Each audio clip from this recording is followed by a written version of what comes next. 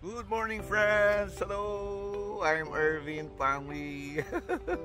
How are you? I'm here in Casamilan, in the walkway in Casamilan, sa mga kalsada sa perimeter, no? And trying to exercise. I'm reflecting about how I started in community. No? I was started in community way back 1999, the Light of Jesus Community. And nung nag-umpisa ako noon, I was, inihatid ko yung asawa ko sa NKI, National Kidney Institute. Doon ang prayer meeting nila. Oo. Then, pagdating ko doon, nag-park ako, sabi ko, okay, go, I'll wait for you. Sabi ko, antayin na lang kita. 1.5 hours lang naman. Kaysa mag-mall ako, antayin na lang kita dito. Sabi ko. So, she went inside the NKI building, NKI hospital building, and nakatambay lang ako sa aking sasakyan, ano? Walang aircon yung sasakyan ko, so naka-open yung mga bintana, no? So, mamaya-maya biglang inatake ako na ang daming lamok, grabe ang lamok. So, talagang grabe ang lamok. So, takbo ako sa may lights, no? Sa gilid ng wall ng NKI, may ilaw yon. Noong nasa pader ako, ang sarap kasi may ilaw. Wala na yung lamok. Umalis yung lamok. So, ang nangyari, ano yun? Parang may naririnig ako. Kumakanta. So, ang mga anghel, no? So, sumilip ako. Pagsilip ko, hindi pala mga anghel. Mga Darna pala. Mga Darna at mga Superman. Mga Darna at Superman. They are singing songs. And sabi ko, wow, ang ganda pala ng ginagawa nila. Pero mo ang tagal-tagal ko nakatambay sa parking lot pag inaantay ko yung asawa ko. Dito ang gaganda pala ng mga kanta, no? Pero hindi ako pwedeng magdarna yung taas ng kamay. So, habang iniisip ko ba? Habang tumitingin ako, biglang tinawag ako ng isang worship ministry nila. Ang sabi ng worship ministry, Irvin, pasok ka. Yes bro. Okay na, pasok. Pasok naman ako. Ang rason, hindi yung dahil sa in-invite ako. Ang rason kasi ayoko talagang lamukin. Ayoko talagang lamukin. So, pagpasok ko na gano'n, wow! Tingin ko sa kanan, may kape. Umuusok pa. Umuusok pa yung kettle. Tapos, may pandesal. Parang pandesal. May palaman pa. Kompleto pala dito.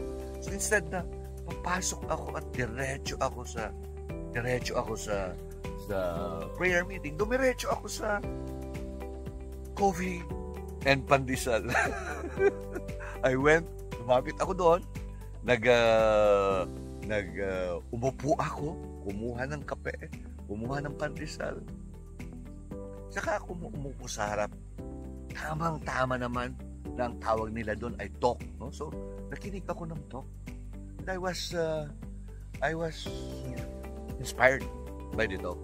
I was inspired by the talk kasi ang talk is about, they are talking about how were you invited in community? How were you invited? Ang sabi ng iba, na-invite sila ng kaibigan. Ang iba, na-invite sila ng kanilang, pre-measure sila ng asawa nila. Pero ako hindi ako pre-measure ng asawa ko, no? In-invite ako ng lamok. Sabi ng lamok, wala, takbo ako, alis ako sa parking, no? So, ayun, I realized na in community, in service, walang retirement sa service. Walang retirement sa service. You retire sa title mo, sa community. You retire sa iyong role sa community. But you can never retire sa service. Because when God called you to serve, ano yan? Pagmamahal yun eh. Pagmamahal ng Panginoon sa iyo. And you can't help it. You can't help it.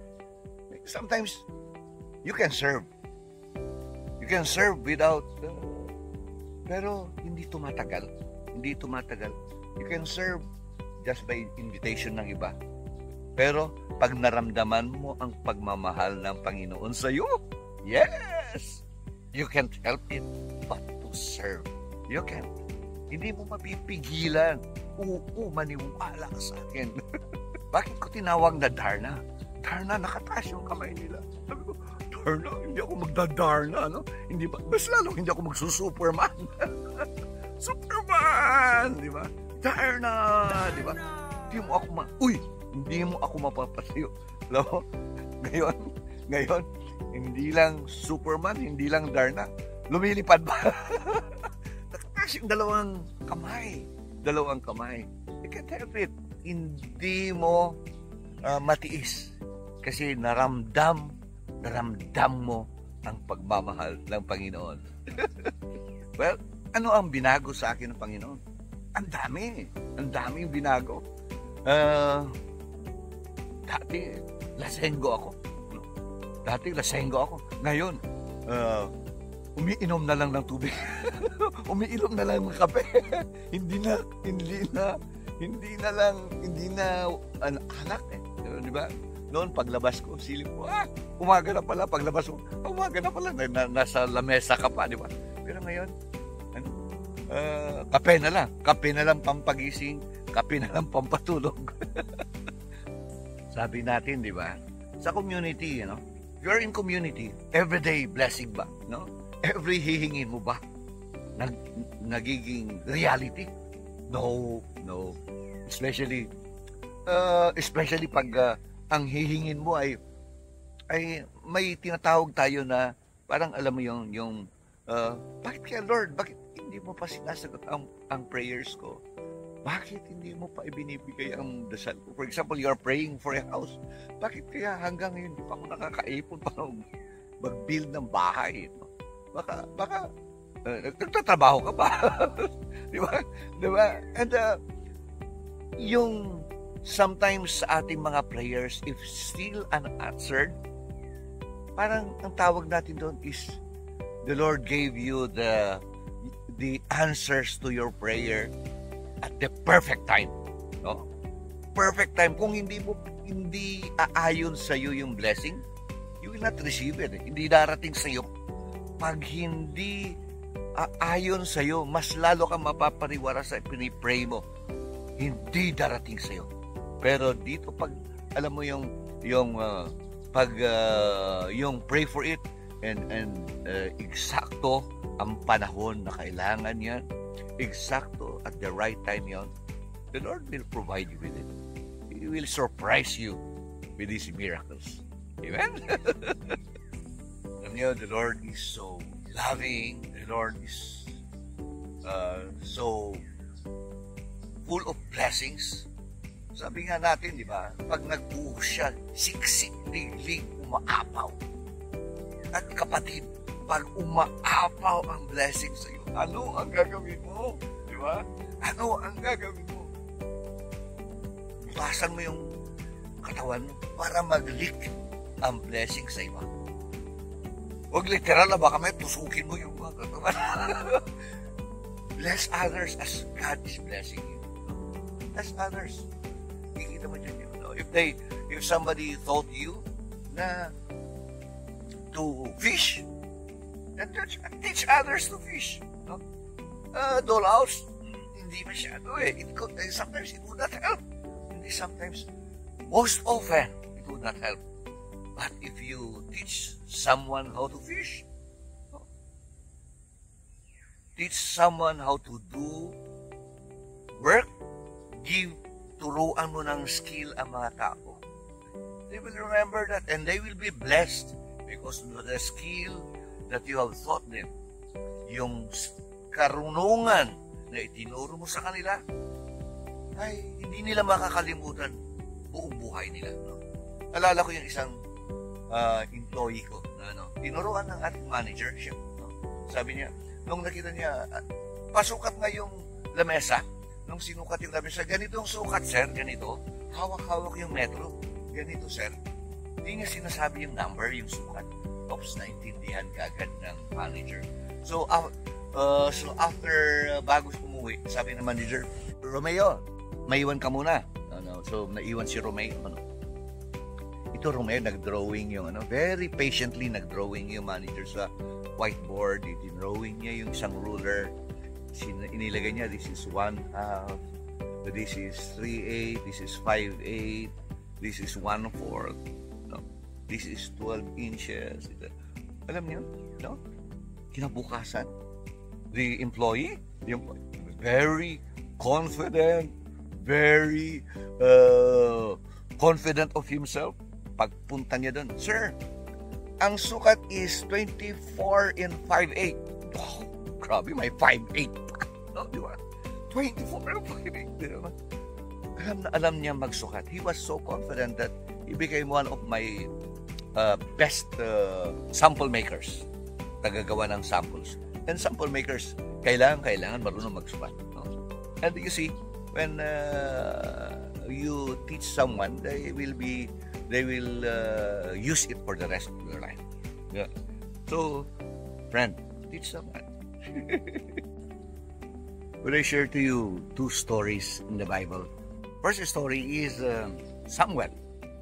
Samuel, natutulog siya. Ay tumawag sa kanya, Samuel, Samuel. Pagtayo niya, tumayo siya, and sabi niya, are you calling me? Sabi niya sa kanyang